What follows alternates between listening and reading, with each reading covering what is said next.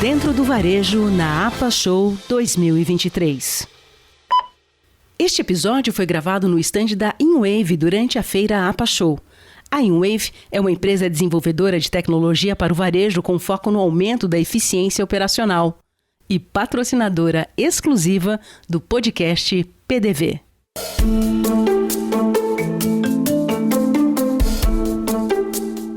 E aí, pessoal, tudo bem? Estamos aqui de novo na APAS, gravando mais um PDV, agora com o Caio Camargo, nosso amigo aqui que tem sempre muito a contar pra gente. O que está acontecendo no varejo, né, Caio? Opa, cara, saudações aqui, prazerzaço estar aqui com vocês.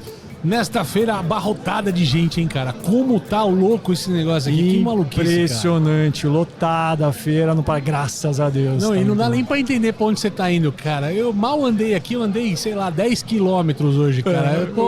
É o flow, ele vai te levando. Você entra num grupo, quando você vai ver, você tá indo, né? Alguma coisa que eu tenho que compensar, porque a APAS é a pior feira, porque você entra aqui, cara, não tem jeito, você acaba engordando, porque é um chocolate na esquina, uma cerveja na outra, um salgadinho e tal, quando você vê. Se você não andar muito, bicho, não equilibra. É verdade, é verdade. Boa. Caio, vamos começar aí. Bora lá. Vou falar, Caio, você acabou de participar do Web Summit, que é considerado um dos maiores eventos de tecnologia do mundo. Perfeito. Aí a gente não pode deixar de saber um pouco mais como foi esse evento, quais foram os grandes destaques e as tendências em discussão. Legal, cara. O Web Summit, então, foi a primeira vez que fizeram no Brasil, né? E é o primeiro fora da Europa que eles fazem. Tem a edição de Toronto que começa esse ano, né? E tal, nessa história. E fizeram o primeiro no Rio de Janeiro lá e foi, assim, foi fantástico.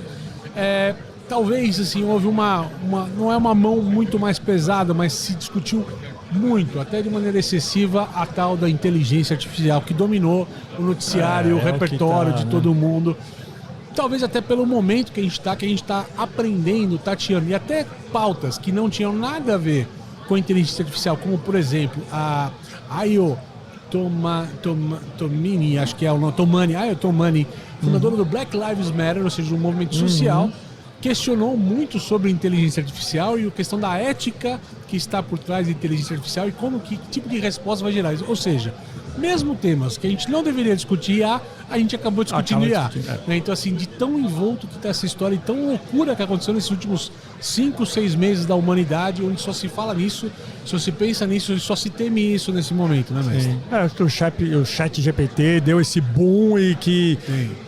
acho que tornou mais palatável, palpável o que é isso, né? As pessoas começaram a entender e perceber muito mais no dia a dia como dá para usar e fazer. Acho que por isso que deu esse boom agora, que muita gente assustada com isso também. E a gente está num momento de mercado ímpar, porque pós toda essa onda do ChatGPT, que muita gente ainda mal soube ainda surfar, a semana passada o Google, que é a ferramenta base de muita gente, anunciou coisas que são assim, impensáveis até algum tempo atrás.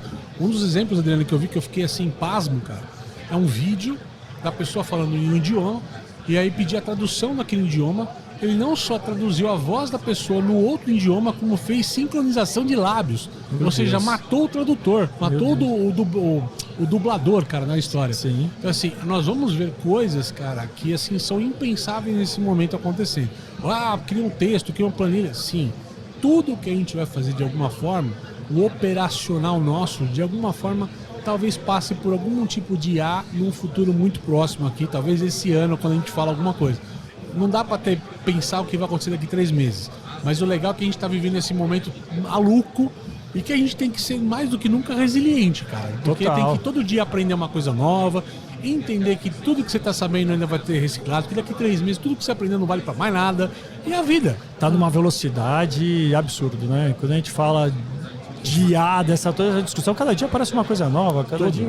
E, cara, dominou o noticiário, porque você vê assim, todo dia, nos principais portais, tem pelo menos uma notícia sobre de coisas banais ali, do tipo, é a roupa do Papa usando jaqueta de rap, como todo mundo viu. A coisa do tipo uma OAB tentando restringir IA em cima de questões de contrato. Então, assim, dominou todo o tema, cara. Né? Hoje no escritório se pensa, como é que eu uso IA para aproveitar melhor meu escritório? Como é que no varejo o cara aproveita melhor uma IA disponível, falando de GPT e tudo mais, para criar coisas diferentes. E, cara, tá fácil, né, cara? Eu acho que o trabalho braçal vai ajudar a gente assim muito a ser mais produtivo nesse tempo de hoje, até porque a gente precisa trabalhar menos de maneira mais inteligente a partir de agora, né? Tem um cara que eu gosto muito, que é o Nicoleles. Sim. Que eu ouvi uma reportagem dele falando sobre IA, enfim, num podcast, ele falando, putz, IA é sensacional, é maravilhoso, mas tem um negócio do IA que ele te fala sobre coisas que já aconteceram. Exato. Né? Ele não te fala sobre a inteligência do cérebro humano, não dá para você simular, não dá para você fazer, o poder é muito grande. E aí eu deixo de ficar tão assustado com o IA por causa disso, depois de escutar ele. Cara, o mais legal é o seguinte, como é que eu vejo esse tema todo assim para as pessoas de modo geral, tá? O IA que existe hoje, ele não deve ser usado como um guru. Sim. Ele não vai resolver o seu problema sozinho. Então a gente vai tirar aquele, eu quero criar um texto, vamos simplificar e exemplificar, eu quero criar um texto. Se você pedir um texto sobre tendência do varejo de 2023 lá para a IA, ela vai criar um texto para você, mediano, básico, entendeu? Porque você não pediu nada além disso. Agora, se você pegar várias ideias que você tem para criar um texto sobre tendências do varejo, e que você pede para ele organizar todas aquelas ideias num único texto, o draft de ter que criar esse artigo vai ser muito mais rápido. Então, um trabalho que você tomaria horas de pensar e corrigir, saber se está certo, e a inspiração não vem, nós estamos dando branco aqui, lá, de repente a IA vai matar isso em minutos e você vai ser uma coisa que você vai fazer em minutos o que você levava dias, horas para resolver. Mais produtivo. Entenda a IA como um assistente, um estagiário, alguém que está lá para te apoiar, mas se você não direcionar bem, o resultado não vai acontecer do jeito que você quer. Então, e o que está acontecendo hoje é muito disso. Mandei fazer o texto, dei Ctrl+C, Ctrl+V, colei e nem olhei. É o que você falou, a gente vai precisar de gente, não para fiscalizar, mas para validar o que está vindo daí. Pô, isso aqui não está legal, esses daqui tem que tirar e tem que trocar esse texto e tal. E aquele trabalho que você tinha que ter esse braçal de digitar, né? Vamos falar datilografia, é uma palavra antiga por si só, né? Então nós vamos morrer esse papo de ter que usar teclado, cara, de ficar digitando coisas, escrevendo um monte de coisa. Esse trabalho braçal vai morrer na gente, é tendência que vai morrer, porque a IA por voz, né? O Alexa, que a gente fala de IA, mas todo mundo tem Alexa em casa, o Google lá pedindo coisa. Tava brincando no painel que eu tava agora há pouco. Meu filho, quando eu vou buscar alguma coisa na televisão, eu pego o controle e fico buscando letra por letra, né? Ele falou, não, daqui, pai, é só chamar por voz. Ele falou. Já pega no microfone e fala por voz, que é mais fácil. Então, assim, mostra como a gente pensa e raciocina ainda operacional e como os jovens já têm uma maneira mais prática de ver o mundo. Então, isso vai mudar o mundo. E isso que é o tesão desse tema, cara. Então, a gente está vivendo esse momento de transformação plena, cara. É um tesão, mas eu ainda tenho medo. Eu também tenho. Lá no fundo todo mundo tem, cara. Mas acho que a gente não vai viver o mundo do filme do Apocalipse, do Exterminador do Futuro, do Matrix. Acho que a gente está longe desse futuro aí. O que a gente está falando, o IA está cada vez mais próximo, né, das pessoas. Como é que você vê o IA pro varejo? Eu falei especificamente do varejo. Você já está vendo alguma coisa acontecendo? Cara, a gente pode falar daquela IA que ainda parece não prática para todo mundo. Ela vai ajudar você a conversar com o seu cliente por chatbot, e vai ajudar a ter uma questão de estoques e tal. Isso existe. Na prática, muita empresa está trabalhando, mas parece distante de quando a gente fala principalmente do pequeno. Ele fala, mas eu nem que uso IA para uma gestão de estoque. O cara não consegue ainda encontrar isso no jeito tão palatável. Vamos pegar coisas simples que o varejista pode fazer hoje. Por exemplo, o varejista usa rede social. Ele precisa muita gente de pequeno varejo que quer criar uma foto para o Instagram e, putz, o que eu escrevo na legenda da foto? Aí ele pega lá, cria uma legenda para esta imagem, com uma imagem de uma jaqueta ou do óculos que eu vou vender, que custa tanto numa oferta, tanto tal. Faz o melhor texto possível, como se fosse um expert de rede social, e mete aqui 5, 6 hashtags que eu devo usar. Acabou. Você não precisa raciocinar sobre como eu vou fazer, porque isso não tem nada a ver com você, que você não está habituado. Pega isso tudo agora, transforma num artigo, num post do LinkedIn, para mim com uma linguagem mais formal, que eu quero falar com outro público. Aí vai fazer para você. O que você tem que saber é saber perguntar. As perguntas certas. É isso. Exatamente. Se você tiver as perguntas certas, saber desenhar, isso me lembra, Adriano, de um caso muito bacana que aconteceu com a gente esses tempos atrás. A gente estava num grupo de amigos, no WhatsApp mesmo. Um amigo de um varejo perguntou pra gente assim, ele falou, cara, eu preciso de uma imagem de um soldado tomando cerveja no final do dia, mais fardado, para tipo o descanso do guerreiro, sabe? O cara de uma cervejaria, queria ilustrar. Alguém sabe fazer isso no Midjourney ou no DALL-E, essas ferramentas e tal? Aí eu e outras pessoas que conhecem a ferramenta falam, deixa eu fazer alguma coisa para você. Eu falei, isso que você quer? E os outros amigos também me mandaram as fotos. As nossas imagens, por ter feito apenas cria uma imagem do soldado tomando cerveja, Sim. vieram boas, mas vieram ruins ao mesmo tempo. Porque quando você pega o detalhe da imagem, tem sempre Você um vê defeitinho, que- tal, alguma coisa tal. E aí um amigo nosso, né, Thomas Tuagar, tá, que é o filho do Claude, certo, lá do Teteburgo. O cara, a gente conhece um cara aqui no Rio, que ele é um fotógrafo, tá? E ele usa todo o expertise dele de fotografia, de a lente, abertura, toda aquela nuance que o fotógrafo conhece bem, para criar imagens assim hiperrealistas. E o cara em 2 minutos adicionou um amigo, o amigo foi lá, criou e mandou. Cara, você vê um comparativo do que o cara mandou com o que a gente fez, É outro nível. é o que cria aquela história. Não é o fazer, é o saber fazer. E esse papo do IA tem muito do SEO, do cara que é o Search Engine Optimization, né? Que é o cara que lá cria pra internet, pra ter o melhor algoritmo e tudo mais. É a mesma coisa. Porque você criar uma página na internet, você escreve do teu jeito. Mas tem aquele cara que sabe colocar o título, que dá o gancho perfeito, o texto com o gancho final lá pra chamar o consumidor e tal. Então o gatilho. Então a pessoa consegue criar aquilo com inteligência. Eu digo assim, no expertise dela. Agora, como é que eu pego a expertise e levo pra IA?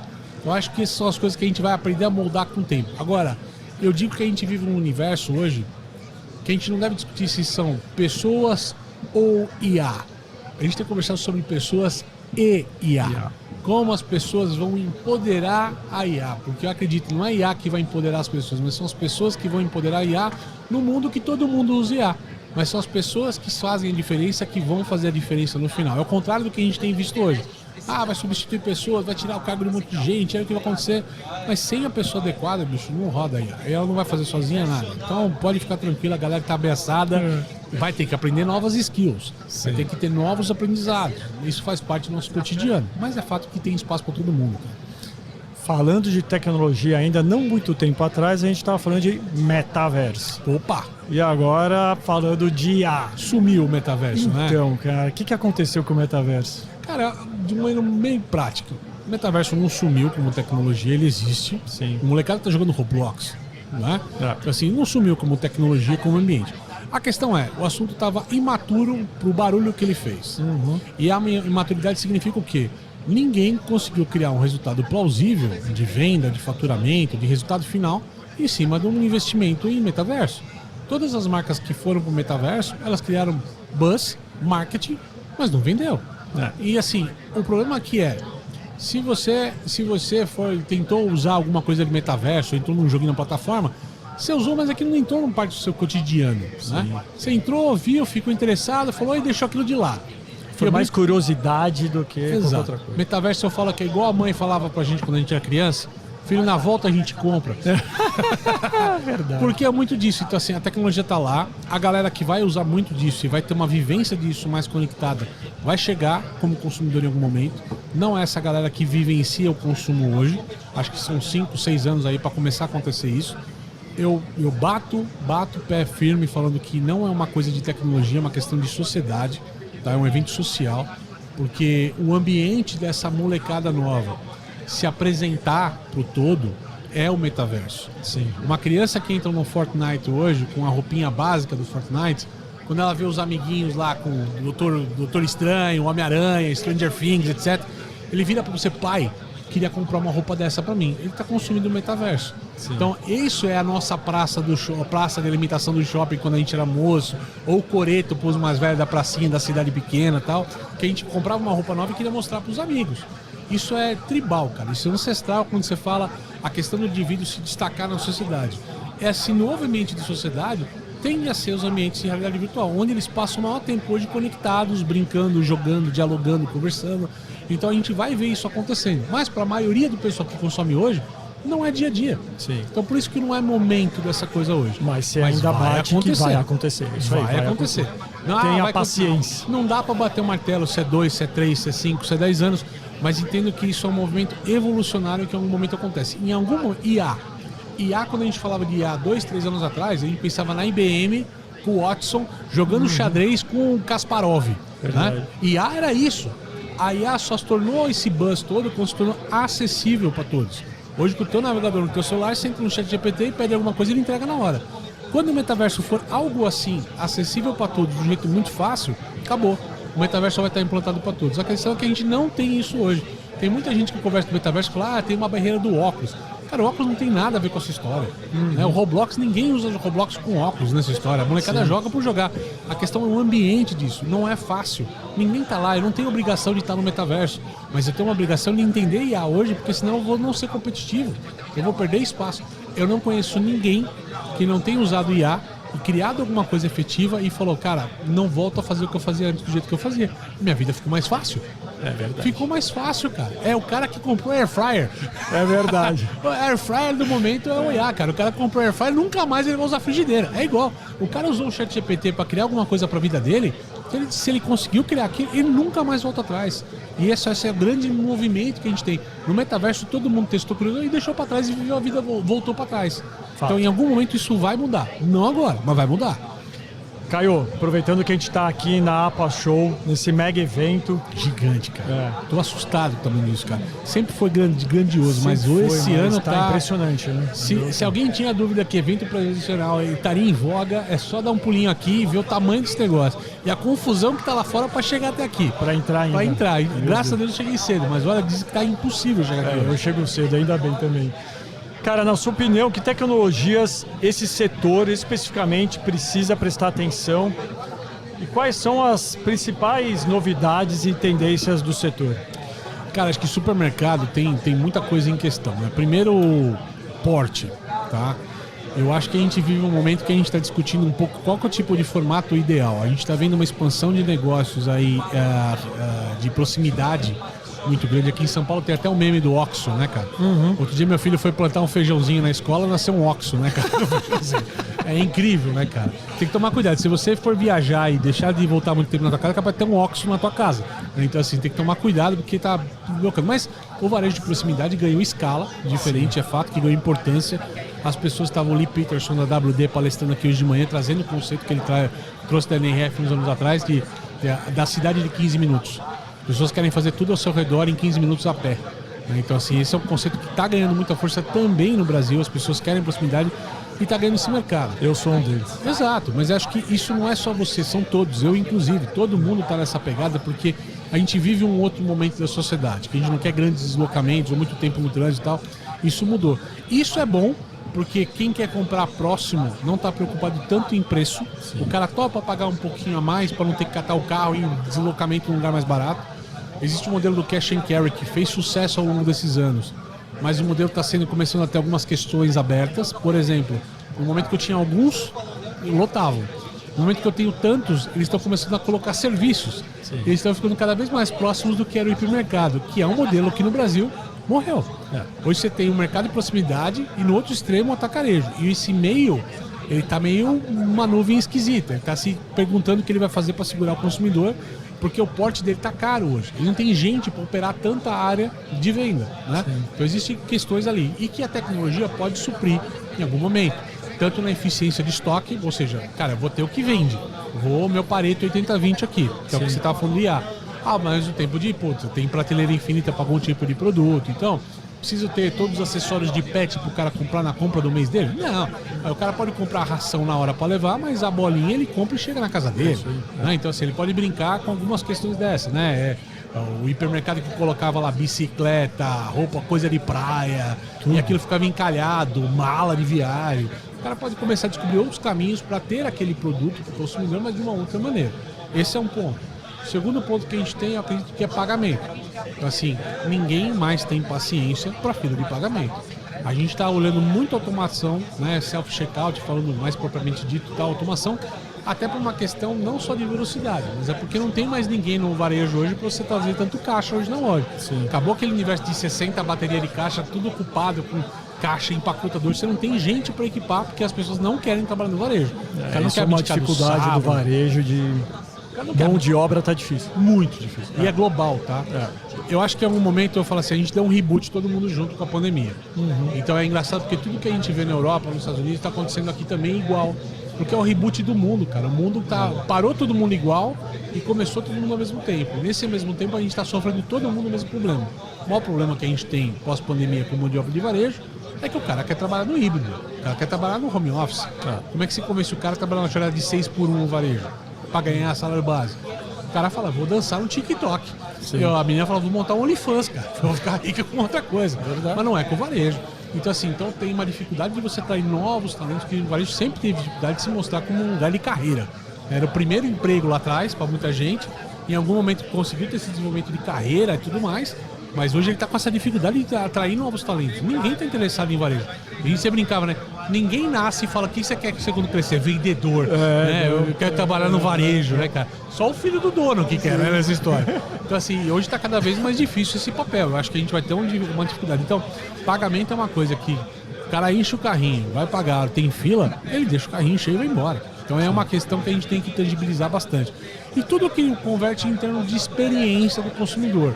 Putz, a jornada dele como completo, né? Puta, como eu chego com o carro, como é que eu entro na tua loja, se a tua loja é uma experiência bacana, se a tua loja é chata pra caramba. Se a tua loja for chata, eu vou comprar no aplicativo, cara, eu não vou comprar com você.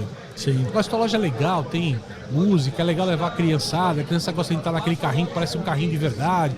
Então, assim, Tem que ser uma experiência, esse é o fato, tem que ser uma experiência. Eu vou lá para descobrir vinho, eu vou lá para descobrir queijos, coisas que o e-commerce não consegue me dar o aplicativo. Porque comprar vinho num aplicativo é convenhamos, é horrível. Você não consegue visualizar tanta coisa, demora. Tem várias coisas que eu particularmente não gosto de comprar em aplicativo. Porque é chato. É chato. É chato, o aplicativo não consegue dar experiência. Então, muita coisa a gente quer ter experiência. Para comprar papel higiênico, você compra no aplicativo. Sim. Não tem graça de experiência de papel higiênico. Produto de limpeza. Produto de limpeza. Mas, cara, pra você comprar um queijo, vinho, de final de semana para receber um amigo em casa, você quer ir lá no supermercado, na loja física, escolher, sentir o cheiro. Esse tá bonito, esse tá feio, esse vinho tá legal. Me venderam, o cara falou que o melhor vinho, esse aqui eu vou levar. É um pouco mais caro, mas vale a pena, porque o cara falou que a nota dele... São essas coisas que vão criar um varejo interessante para as pessoas. Então, assim, eu aposto muito na força do varejo físico. Não é à toa, quando a gente fala de 15% de varejo no eletrônico, a gente está falando de 85% do varejo físico, cara. Então, assim, falar que o varejo físico vai morrer é uma besteira sem tamanho. Concordo. Né? E outra, quando a gente fala de varejo olhando São Paulo, olhando o Rio de Janeiro, olhando as grandes capitais, é uma coisa. Mas você vai lá em Itapopoca do Noroeste, que fica num lugar que eu nem sei onde fica, porque nem existe, acabei de inventar a cidade. Tem um cara com 3, 4, 5 supermercados gigantescos, com experiência, com gente, com fila, e que é a mesma coisa. E é varejo físico, na raça. Então acho que a gente tem um varejo grande no Brasil para explorar e coisas para explorar, mas acho que assim, o consumidor gosta de loja física, desde que a loja física seja interessante para o consumidor, fato. Show. Caio, de novo, super obrigado. Você é um PDV cara. Rapidinho aqui durante a APAS. De novo, obrigado pela presença aqui, obrigado por participar do PDV. E acho que a gente teve alguns insights aí para marcar um PDV com maior tempo para a gente conversar mais e discutir mais temas. Quando quiser, sempre prazer. Tamo junto, bro. Obrigadão. Valeu. Valeu.